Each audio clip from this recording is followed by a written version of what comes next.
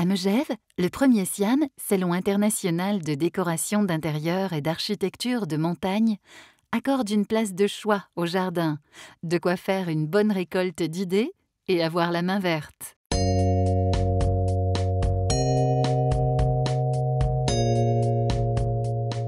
En Rhône-Alpes, disons que la passion du jardin, ça y est, elle a pris en France. Elle revient comme elle était au 18e, au 19e.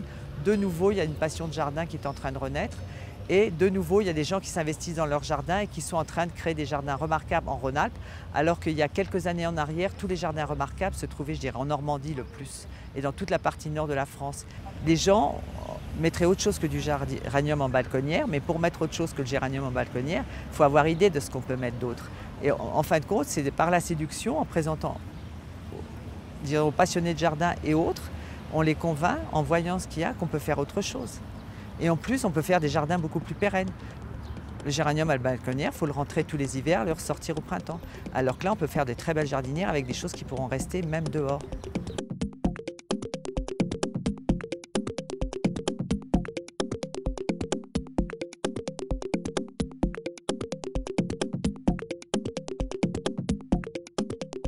Le Feng Shui est une école de médecine traditionnelle chinoise qui prend compte de l'homme dans son environnement. Et on va d'abord faire l'étude de la personne pour voir comment est-ce qu'elle peut créer un jardin à sa mesure qui lui permettra de se sentir bien dans ce jardin. Nous allons travailler sur la couleur, sur la forme, sur les différentes espèces végétales, leur symbolique, les voies de circulation dans un jardin, les rocades, les murets de pierre sèche et les bassins.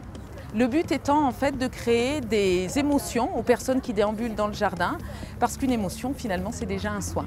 70% de notre végétation dans les Alpes vient de l'Asie. Et là on a des personnes qui viennent de l'Himalaya, qui vont en Asie chercher des plantes, les ramènent, les adaptent, prennent des graines. Parce qu'une graine qui est semée dans nos climats va de toute façon être mieux que si on ramène une plante qui a, dirons-nous, le choc du voyage.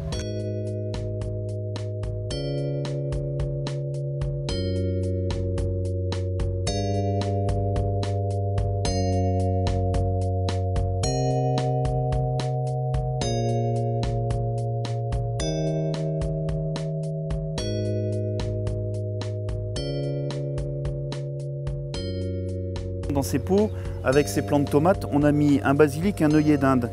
Le basilic, c'est surtout parce que c'est une plante qui craint le soleil, contrairement à ce qu'on pense. C'est une plante qui aime la chaleur, mais qui craint le soleil. Et du coup, la tomate va lui faire de l'ombre et il va très bien pousser à l'ombre des tomates.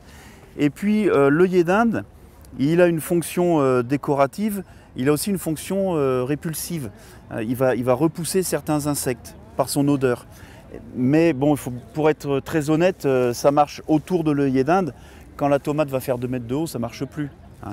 Moi, ce que je conseille plutôt, c'est ce qu'on sait maintenant de façon sûre, c'est que les insectes se repèrent aux odeurs. Et quand on a dans un jardin 20-30 pieds de tomates au même endroit, les insectes qui veulent parasiter les tomates, ils les trouvent très facilement. Donc l'idée, c'est de mettre au milieu des tomates plein de plantes qui ont d'autres odeurs.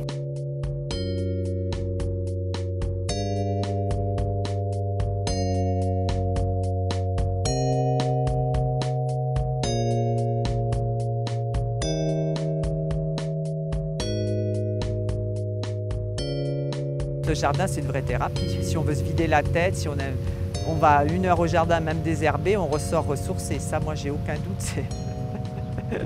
Je crois que c'est vraiment comme un bon livre, comme un bon air d'opéra, si on aime l'opéra ou d'écouter de la musique. Le jardin, c'est le même bienfait. En plus, on fait travailler tous ses muscles, donc c'est bon pour une femme.